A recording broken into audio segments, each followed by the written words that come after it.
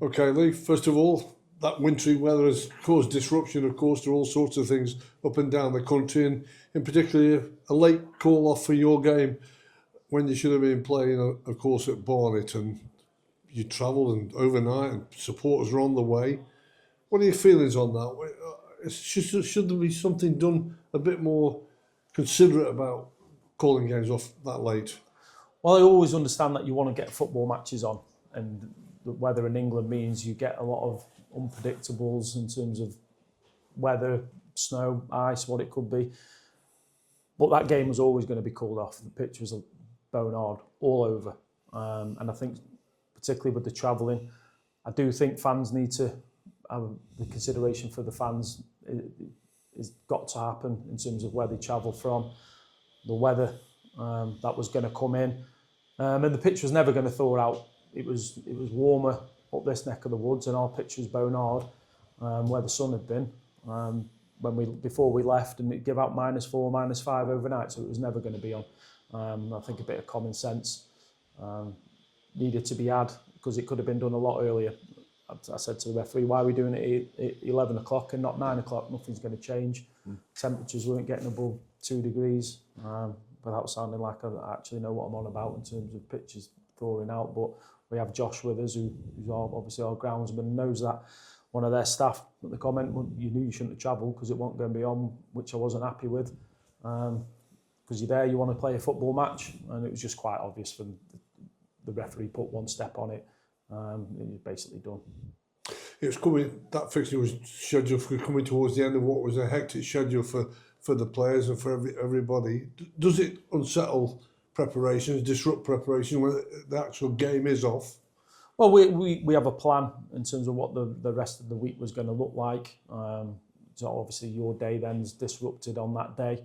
But players look after themselves, and we trust the players to be able to look after themselves. So, nothing too concerning with that.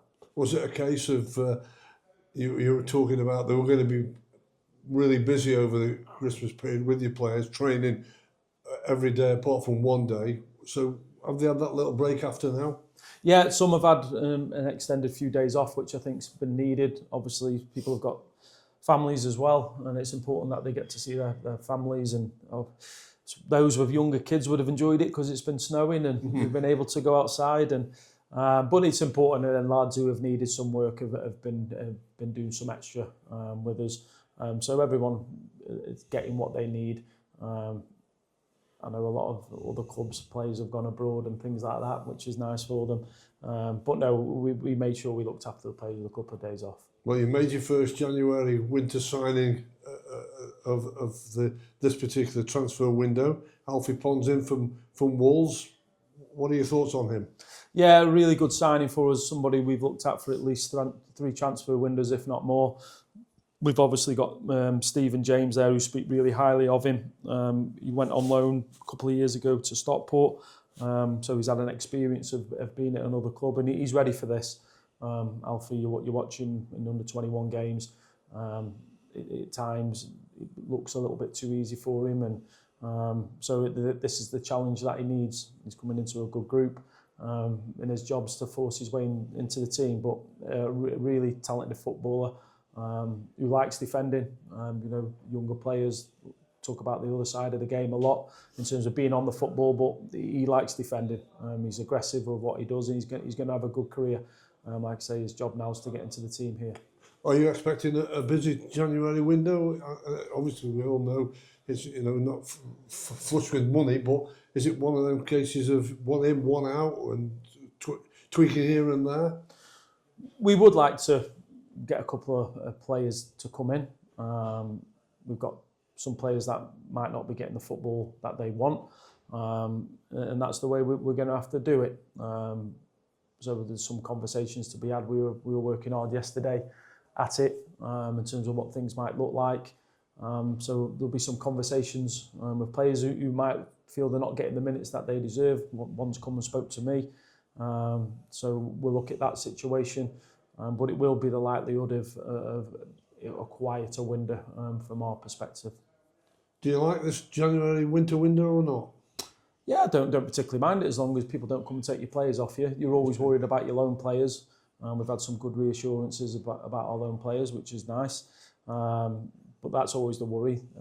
We've got some players, stat-wise doing really well and eye-catching performances without the stats. So that's always the worry. But no, I don't particularly mind it. What it does, it can take your mind off other things, other worries that you have as a football manager. It can distract you for a short period of time. So I don't particularly mind it. Let's have a word on one of those loan players that you're probably talking about, and Emre Tezgel. Can you bring us up to date where it is? I think there's at least some light at the end of the tunnel, is there? Yeah, so it's obviously not a great injury that the boys had. Really unfortunate for him. He was absolutely flying, wasn't he? He's obviously gone back to Stoke in terms of the facilities they have and manpower to be able to try and speed up things with him. We're hopeful it's not going to be months and months. We're hopeful a couple of months around that type of mark. He will hopefully come to the game on Saturday, but spoke to him via text yesterday. He says his ankle looks a little bit more like an ankle now, so hopefully the swelling comes out and he's able to progress.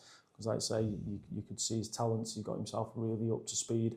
You can see his obvious talents, and he's going to be a miss for us.